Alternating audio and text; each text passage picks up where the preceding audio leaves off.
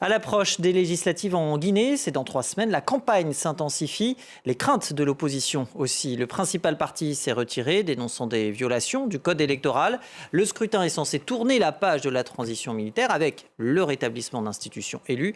Mais beaucoup s'inquiètent de voir la future Assemblée nationale à la solde du pouvoir en place. La correspondance de Malik Diakité. Sur le terrain à Conakry, les partis politiques alliés au GMD, le mouvement qui soutient le président Mamadi Doumbouya, multiplient les opérations de proximité. Des affiches publicitaires, des meetings et des opérations de porte-à-porte sont organisées dans plusieurs quartiers de la ville.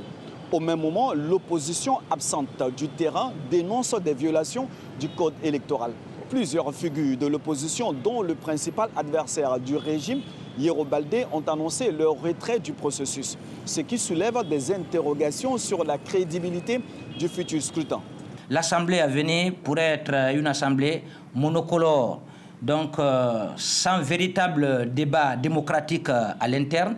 Ça pourrait être un prolongement même de l'exécutif, alors que le législatif doit jouer un peu le rôle de contre-pouvoir. Pour moi, si nous sommes en démocratie, où nous ne voulons pas avoir une démocratie déséquilibrée, il faut ouvrir le jeu pour respecter le critère de pluralité, le critère d'inclusivité, le critère de légitimité. Les Guinéens sont appelés aux urnes le 31 mai prochain pour un double scrutin qui devra permettre d'élire les 147 députés de l'Assemblée nationale ainsi que les 342 maires.